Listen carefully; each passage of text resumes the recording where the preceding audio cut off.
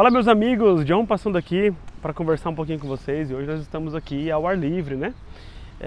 Na natureza mesmo. Eu gosto muito de lugares assim como esse, sabe? Que tem verde, o ventinho, a natureza, é maravilhoso, é muito gostoso. Então, mas hoje eu queria conversar com vocês sobre jejum, meus amigos, né? E, cara, tem muitas ideias que rolam a respeito do jejum, né?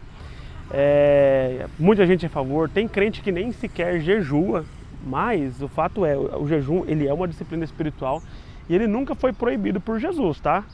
Um tempo atrás eu postei um vídeo que falava sobre o jejum do noivo, né? Baseado naquele texto que Jesus fala que quando o noivo fosse tirado, as pessoas jejuariam, né? E aí eu postei porque toda quarta-feira aqui na Ohana, né, na minha comunidade, a comunidade inteira jejua. É o jejum do noivo que nós chamamos, né? Porque é uma forma de continuarmos amando, queimando e ansiando pela volta de Jesus, porque o noivo foi tirado, ele ainda não retornou. E aí um cara comentou assim no vídeo, né, falando assim que vocês estão errados, porque Jesus já fez todo o sacrifício já, né? Só que as pessoas esquecem é o seguinte, que o sacrifício que Jesus fez foi o sacrifício de morte e pagamento dos pecados. Então, por exemplo, tudo que era sacrifício, né, animal, lá no Antigo Testamento, para perdão de pecados, oferta de paz, né, tudo isso foi um único sacrifício que Jesus fez. Mas em momento nenhum ele falou, olha, vocês não precisam mais jejuar, vocês também não precisam mais fazer votos. Ele não fez isso. Inclusive, né, a gente vê no Novo Testamento, lá em Atos mesmo, inclusive, que Paulo faz votos, algumas outras pessoas fazem votos, pagam por eles. Então, ainda hoje você pode fazer votos para Deus, né? Diversas formas de votar, que a gente diz aí. Você pode votar e você pode aumentar a sua fome por Deus através desses votos, cara. E o jejum é uma dessas formas, sabe, pela qual nós continuamos a queimar por Jesus, sabe? Porque o jejum, ele mexe muito com a gente, sabe? Quando a gente está sempre satisfeito, né, que a gente comeu e a gente está sempre satisfeito, então a gente fica tranquilo, né? Mas quando a gente se abstém da comida, cara, isso começa a demonstrar algumas coisas, né, em nossas vidas. Isso começa a ressaltar em nossos corações muitas coisas. E aí, o jejum, ele tem vários propósitos, né? Você pode fazer um propósito de jejum porque você deseja mover a mão de Deus, como fez Esther, por exemplo, né? Você pode fazer um jejum porque você deseja atrair a atenção, mas eu acho que vai muito mais além disso, sabe?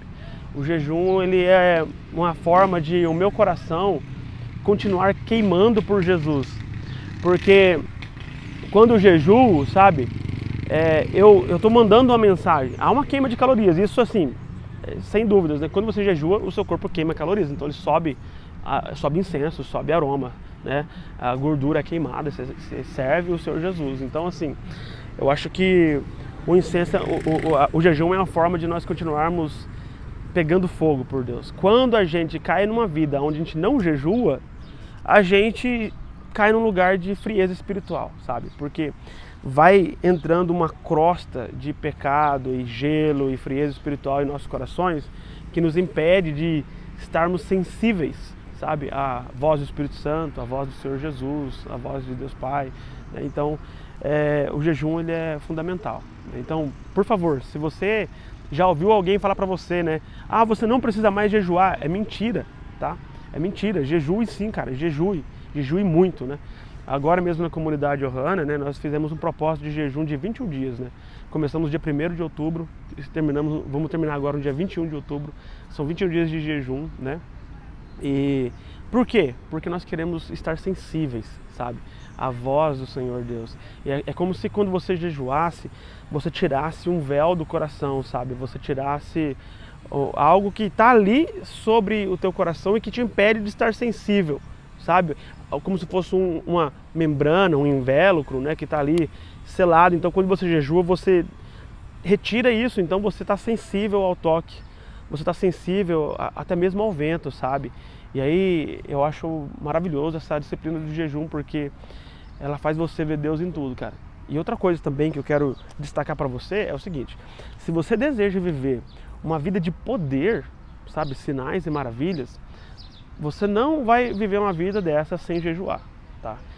John, então quer dizer então que o poder de Deus vem por meio do jejum? Não, sabe, eu confesso para você que é algo um tanto quanto complicado, porque ao mesmo tempo que eu não jejuo para obter poder, não é esse o propósito pelo qual eu jejum, porque o poder Jesus me deu por meio da autoridade dele, né?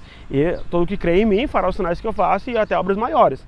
Mas, por alguma razão, né, quando você tem uma prática de jejum mais explícita na sua vida, mais forte, cara, o poder e a atuação desses sinais e maravilhas na sua vida aumentam, sabe? Então você começa a ficar mais ousado, por assim dizer.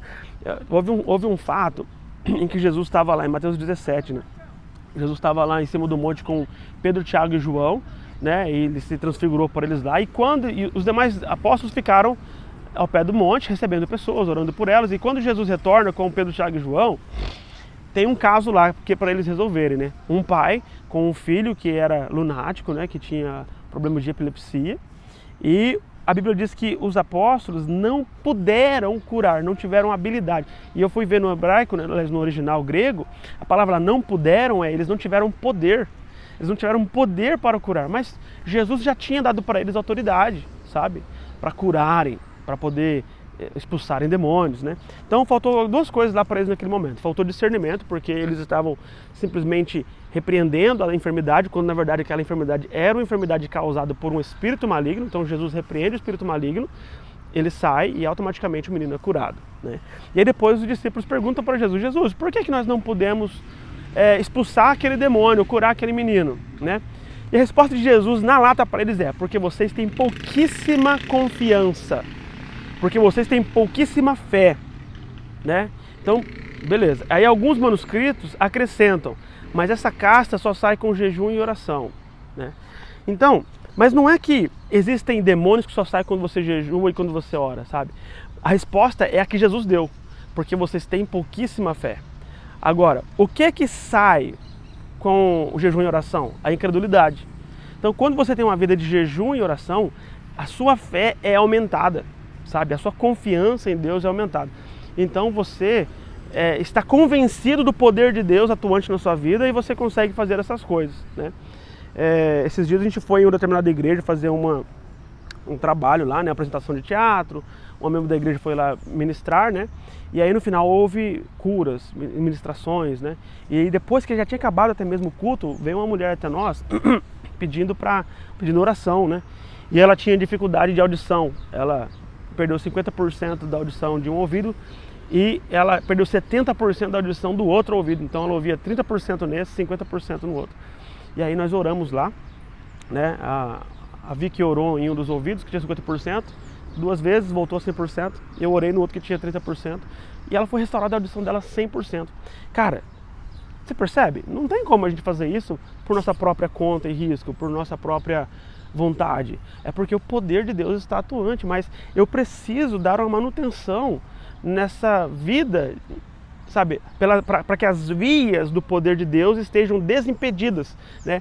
E qual é a via pela qual o poder de Deus flui? Da confiança, da força, né? De você confiar de que você vai falar e Jesus vai fazer o que você falou, né?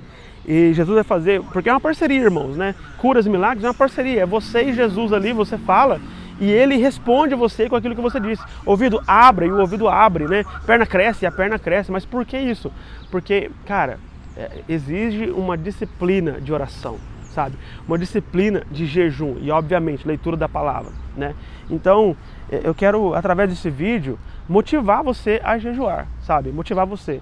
Eu quero desafiar você, antes de mais nada, a participar do jejum do noivo com a nossa comunidade toda quarta-feira, porque nós queremos levantar um altar de jejum e oração, se possível, nacionalmente e até internacionalmente. Imagina isso, se a gente conseguir alcançar pessoas de várias nações jejuando no mesmo dia, quão poderoso isso seria, amigos? Então eu quero convidar você aí na sua cidade, onde você está, a jejuar conosco toda quarta-feira. Você pode jejuar na parte da manhã, na parte da tarde ou na parte da noite, conforme você desejar, tá bom?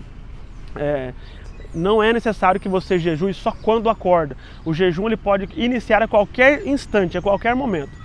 Então digamos que agora seja 3 e pouco da tarde, você fala: eu quero jejuar de agora até 10 horas, assim eu farei, tá? Então, você precisa simplesmente começar.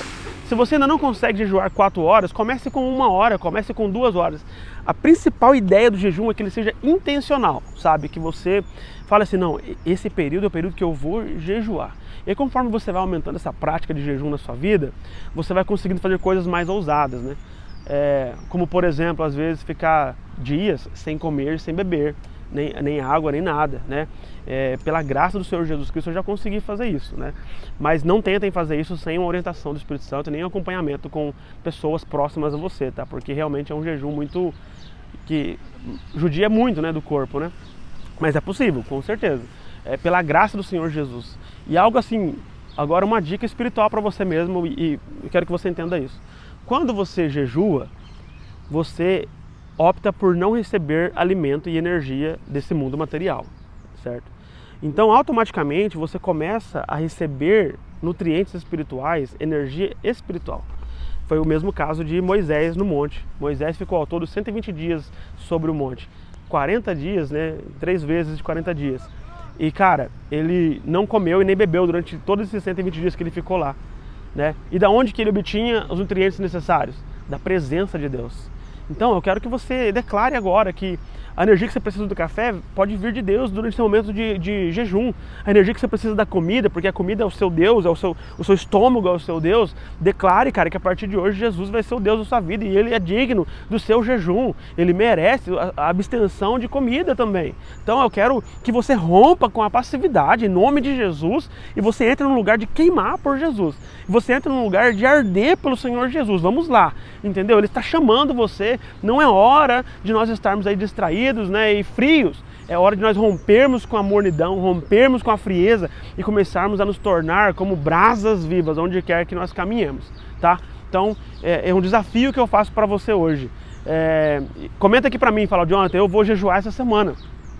Eu aceito o desafio, eu vou começar a jejuar essa semana. Ou eu vou aumentar a minha frequência de jejum essa semana. Mas faça isso em nome do Senhor Jesus. E o Senhor Deus vai dar a graça que você necessita para esses períodos de jejum, né? E coisas maravilhosas vão começar a acontecer na sua vida, no seu ministério, enquanto você lê as Escrituras, enquanto você ora para as pessoas nas ruas, né? E vai ser assim algo maravilhoso, tá bom? Então, por enquanto é isso. Talvez no próximo vídeo a gente pode falar ainda mais coisas sobre jejum, porque é um assunto que não dá para esgotar num único vídeo, muito menos curto como esse, tá bom? Espero que vocês tenham gostado e tamo junto. Shalom, shalom!